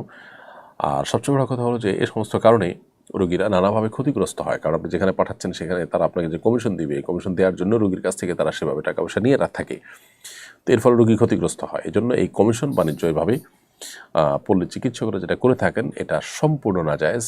বিভিন্ন এলাকাতে বেশ জোরে সোরে অনেকে এই কাজে অভ্যস্ত এবং এই কাজটি করে থাকেন, এটাকে হালাল মনে করেন অনেকে। আপনি মানুষের সেবা দানের অংশ হিসাবে কেউ যদি আপনার কাছে পরামর্শ চায়, আপনি সঠিক পরামর্শ দিবেন, কোথায় তার যাওয়াটা তার জন্য উপযুক্ত, তার জন্য কল্যাণকর, সেই পরামর্শ আপনি দিবেন। জাস্ট এখানে আপনার সুবিধা অনুযায়ী যেখানে যার আপনার সাথে চুক্তি আছে কমিশনের, সেখানে আপনি পাঠালেন, তাহলে রোগীর জন্য আপনি শুভাকাঙ্ক্ষী হলেন না, বরং ও রোগীকে তার ক্ষতি করে হলেও আপনি উপার্জন করলেন। ব্যাপারটি সম্পূর্ণরূপে নাজায়েজ এবং গুনাহের কথা। এই টাকার লোভটা যদি আমরা সামলাতে না পারি, তাহলে সেক্ষেত্রে কোন মুখে আল্লাহর কাছে আমরা জান্নাত দাবি করব? আমাদের নৈতিকতার ভিত্তিটা কি থাকবে? নিজের কাছে নিজেতে অপরাধী হব যে একজন মানুষ অসুস্থ হয়েছে, সেখান থেকে আমি পয়সা কামায় ধান্দা করে তাকে একটা নির্দিষ্ট জায়গায় পাঠাচ্ছি এবং সেখান থেকে কমিশন নিচ্ছি, তাকে ক্ষতিগ্রস্ত করে। এমনকি ওখানে পাঠালে তার ক্ষতি হবে না, এটাও যদি হয় যে ঠিক আছে আমি তাকে যেখানে পাঠাচ্ছি এটাই প্রপার, তারপরও সেখান থেকে কমিশন নেওয়া জায়েজ নাই। কারণ আপনি কি করেছেন যার বিনিময়ে কমিশন নিচ্ছেন? জাস্ট আপনি তাকে বলেছেন অমুক জায়গায় যাও, এটা এমন বিষয় না যার জন্য আপনি পারিশ্রমিক গ্রহণ করতে পারেন। জাফরিন সুলতানা মুক্তা আপনি লিখেছেন, ইসলাম আইনজীবী পেশা সম্পর্কে কি বলে? আমি কি আইনজীবী হতে পারবো? আইনজীবী হয়ে আপনি যদি কোনো মিথ্যা আশ্রয় না নেন এবং শরিয়া বিরুদ্ধ যদি কোনো আইন থাকে, সে আইনের আলোকে লড়াই করে কোনো সুফল আপনার মক্কেলকে পাওয়ার জন্য যদি আপনি না লড়েন, অর্থাৎ আপনি যদি শরিয়া ভায়োলেশন না করে আইনজীবীর পেশায় কাজ করতে চান, সেটা অবশ্যই জায়েজ আছে। এমডি নাজমুল হোসেন আপনি লিখেছেন, আমাদের স্থানীয় ফুটবল ও ক্রিকেট খেলায় বাজি বা জুয়া হয়ে থাকে। যদি আমি সেই খেলায় বাজি বা জুয়া অংশ না নিয়ে শুধু খেলোয়াড় হিসেবে অংশগ্রহণ করি, তাহলে কি আমার গুনাহ হবে? খেলোয়াড় হিসেবে যদি অংশগ্রহণ করেন এবং সেখানে যদি আপনি সতর মুক্ত করা থেকে নিয়ে যে হারাম কাজগুলো খেলোয়াড়রা করে থাকে সেগুলো কোনোটা না করেন, তাহলে সেক্ষেত্রে এটি জায়েজ আছে, যদি দুই পক্ষের মধ্যে কোনো লেনদেন না হয়ে তৃতীয় পক্ষ পুরস্কার বা উপহার ইত্যাদি দেয়, তাহলে এটি জায়েজ হতে পারে। নাসির আক্তার লিখেছেন, মেহেদি আর্টিস্ট পেশা কি হারাম? কতটুকু পর্যন্ত আর্ট করলে জায়েজ হতে পারে? মেহেদি আর্টিস্ট পেশা এটা হারাম নয়, মেয়েরা মেয়েদেরকে আর্ট করে দিতে পারে, সেটা হারাম নয়, এবং এটা কোনো সীমা নেই। পুরো শরীরের যে কোনো অংশে মেহেদি দিয়ে আর্ট করে দিতে পারে মেয়েরা মেয়েদেরকে, কিন্তু মেয়েরা ছেলেদেরকে, ছেলেরা মেয়েদেরকে এভাবে যদি হয় তাহলে সেক্ষেত্রে এটা জায়েজ নয়। তাছাড়া নিশ্চিত কোনো হারাম কাজে আপনার সহযোগিতা হতে পারে এরকম কোনো উদ্যোগ যেন না নেওয়া হয়, সেটাও আমাদের খেয়াল রাখতে হবে। শেখ আশিকুর রহমান লিখেছেন, মজলিসের নির্দিষ্ট কাউকে উল্লেখ করে সালাম দেওয়া যাবে কিনা? একজনকে সালাম দিলে বাকিরা কি উত্তর দিতে পারবে?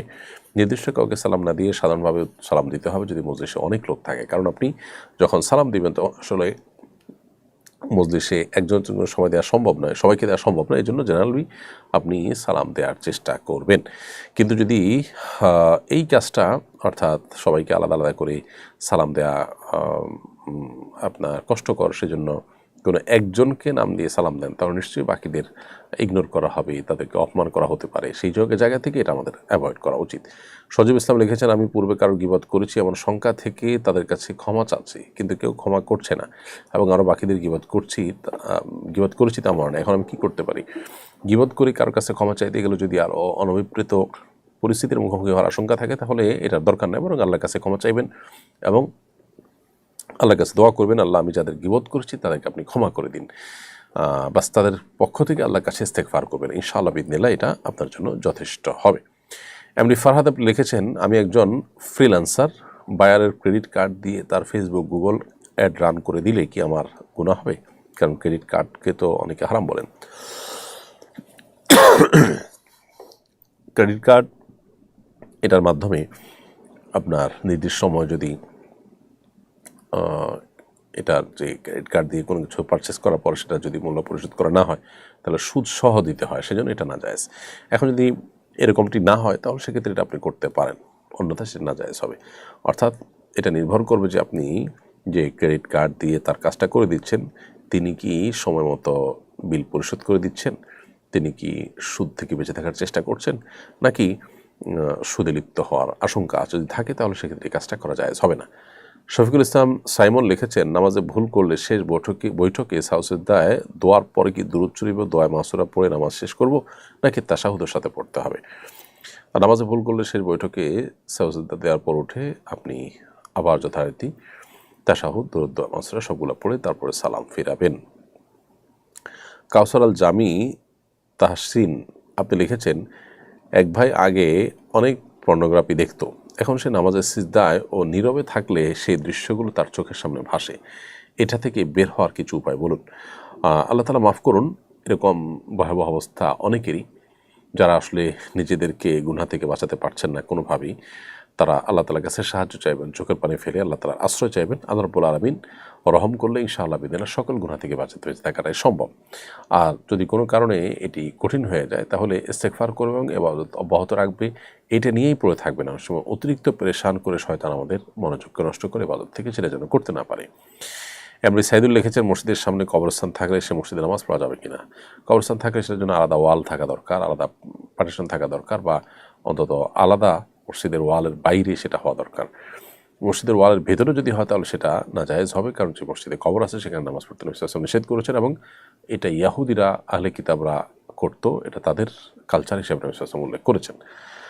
হায়দার চৌধুরী লিখেছেন, আমার আয় এবং আমাদের বাড়ি ভাড়া থেকে যে আয় হয় তা থেকে আমাদের সাংসারিক খরচের পর যে টাকা থাকে তা দিয়ে জমি কেনা হয়, তাই বছর শেষে আমাদের নগদ কোনো টাকা থাকে না। আমাদের জাকাত দেওয়ার মতো কোনো গহনাও নেই, সেক্ষেত্রে আমাদের জাকাত দেওয়ার বিধান কি? আপনার আয় বাড়ি ভাড়া থেকে যা পাচ্ছেন সেটা দিয়ে যদি সংসার খরচ যাওয়ার পর জমি কিনে ফেলেন, তাহলে তো আর জাকাত আসবে না। ফসলের জমি কিনেছেন বা জমি কিনে রেখেছেন অ্যাসেট হিসাবে, তাহলে তো জাকাত আসবে না।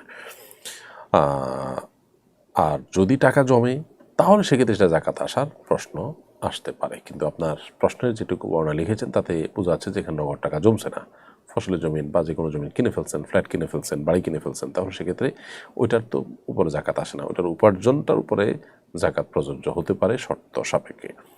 মোহাম্মদ রুহুল আমিন বাবু লিখেছেন, চুলে কালো কালার দেওয়া যাবে কিনা? চুলে কালো কালার দেওয়া বা কালো কলপ দেওয়া এটা নাজায়েজ কথা, নবী সাল্লাল্লাহু আলাইহি ওয়াসাল্লাম নিষেধ করেছেন। তবে তিনি এও বলেছেন যে